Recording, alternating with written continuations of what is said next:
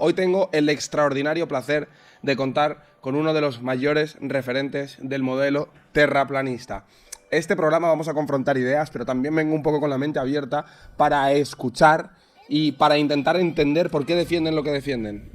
Hay muchas cosas que entiendo que la sociedad nos ha engañado, pero nunca he llegado a profundizar mucho en este tema y por eso considero esta conversación extremadamente importante y relevante. Bienvenido, Iru. ¿Cómo estás? Jota, querido. ¿Bien? Muy bien, muy bien. Aquí haciendo Sí, malabares hay que seguir la curvatura.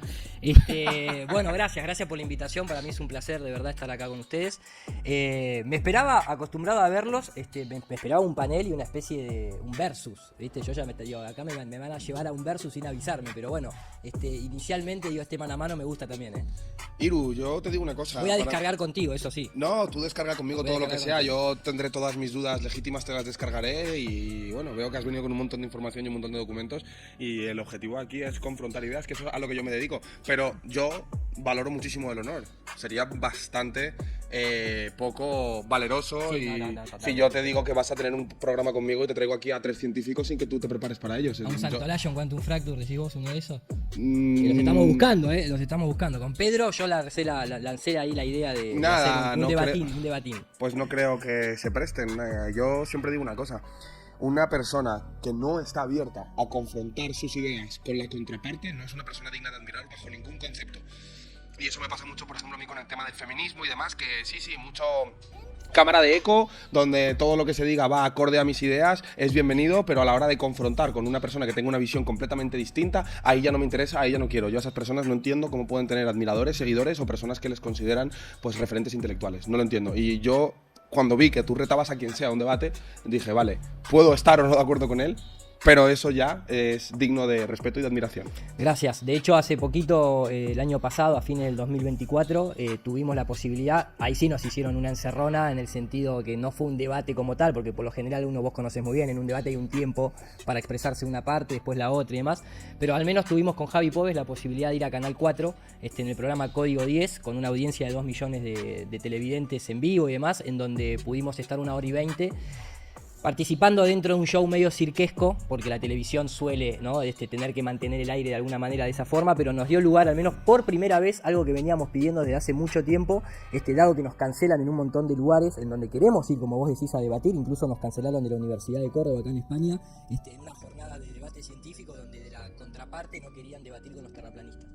Como si fuésemos, ¿no?, una especie de subgrupo de la humanidad, como si nosotros no estaríamos yendo también con las mismas cartas de juego que ellos, que me refiero puntualmente a la ciencia, al método científico, al planteamiento de una hipótesis, a la contemplación de ciertos axiomas iniciales y demás, ¿no?, dentro del marco ese que hoy se considera el método científico. Cuando nosotros hablamos de tierra plana, no lo estamos haciendo inicialmente, al menos desde un punto de vista de creencia o religioso, como muchas veces se nos intenta desviar. Es dogmático. O sea, el terraplanismo no es un dogma. No es un dogma, porque nosotros siempre y por eso creo que cada vez hay más gente que se suma, que el juez es la naturaleza, no es una persona. La persona o el científico o aquel que de alguna manera intercede con la naturaleza, esa premisa que plantea, en este caso si es plana o es curva, si gira alrededor del sol o no, el veredicto final te lo da la propia naturaleza. La persona lo que puede, en todo caso, es malinterpretar los datos que la naturaleza le devuelve.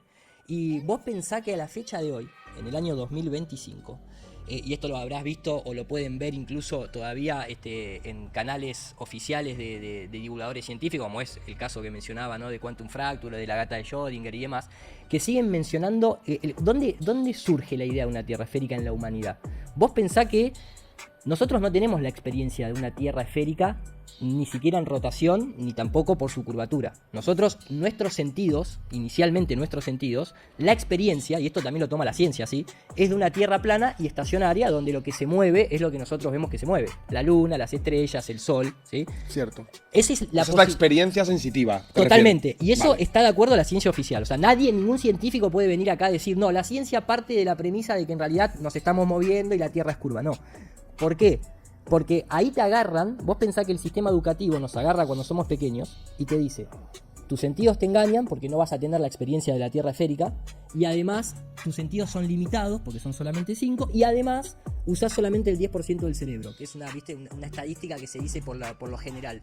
Te van como metiendo creencias limitantes. Como vos no vas a experimentar eso, yo desde el sistema educativo te tengo que educar, te tengo que adoctrinar en lo que vos nunca vas a poder experimentar.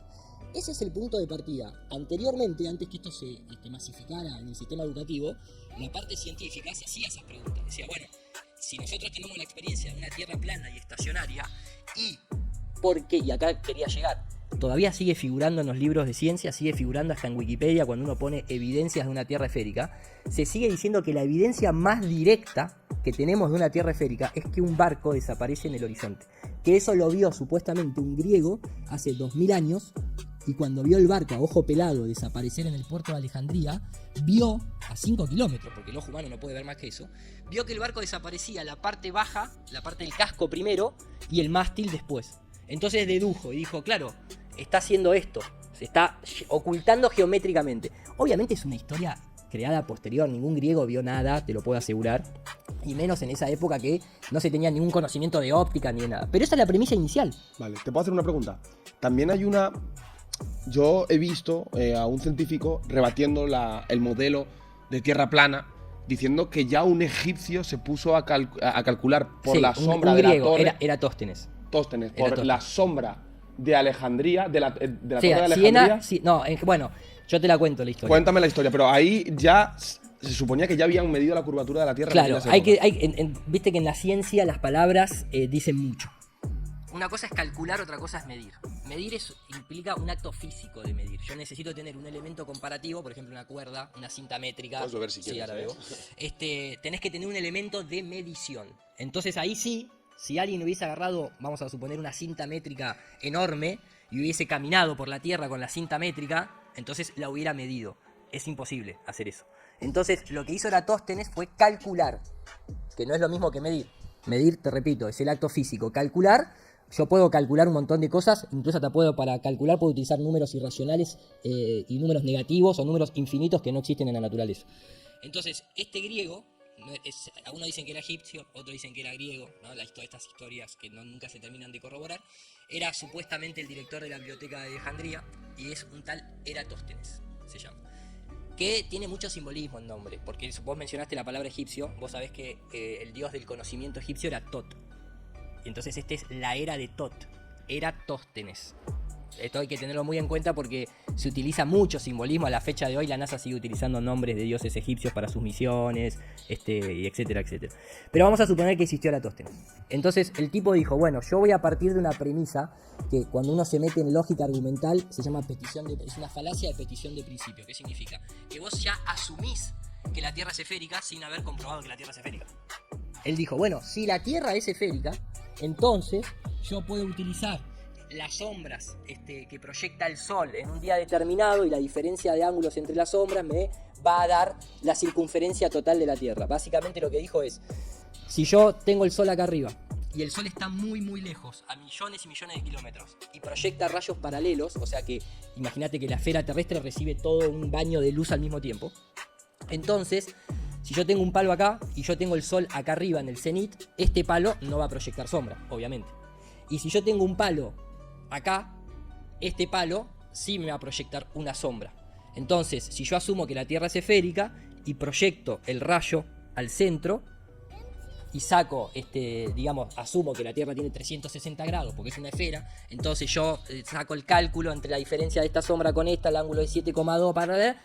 La Tierra tiene 40.000 kilómetros de circunferencia, dijo el griego. Que no lo midió en kilómetros, porque no existía ni siquiera la unidad del kilómetro. Supuestamente son 5.000 estadios griegos, patapiro. El ejercicio matemático está bien. ¿El terraplanismo qué dice?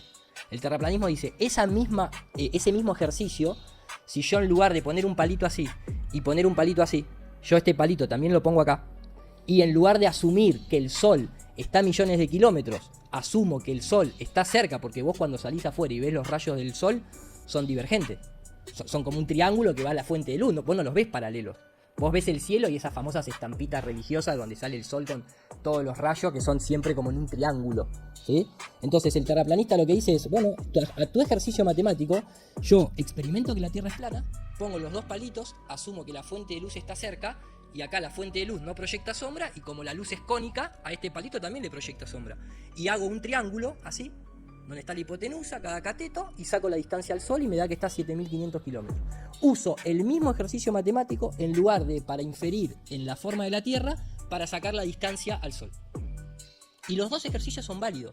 El tema es que nosotros el Sol lo vemos del mismo tamaño que la Luna, y nosotros no vemos la curvatura terrestre. Y el griego tampoco vio la curvatura terrestre. De hecho, desde que Eratóstenes planteó esa idea, hasta el 1950, que el ser humano después de la Segunda Guerra Mundial tuvo el acceso a cohetería, no se pudo lanzar nunca algo tan alto como para evaluar si la Tierra tenía o no tenía curvatura. O sea, 2300 años simplemente especulando que la Tierra era esférica sin tener ninguna comprobación directa. Seguían teniendo la del barquito. Y la del barquito es realmente vergonzoso que tenga que venir un movimiento como el terraplanista moderno para agarrar un telescopio y en lugar de apuntar para arriba, apuntar para horizontal y ver si el barco desaparece a los 5 kilómetros como propuso ese griego, que todavía se sigue citando ese ejemplo. ¿Y qué nos dimos cuenta? Que el barco no desaparece a los 5 kilómetros. Que no se va atrás de ninguna curvatura, eso lo puede hacer cualquiera.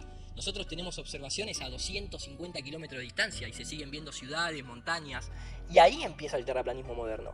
En la observación con la naturaleza, y no hay evidencia de la curvatura. O sea, la curvatura ha sido falseada, que es un poco el método científico moderno que propone Karl Popper con la falsabilidad de la experimentación, ¿no?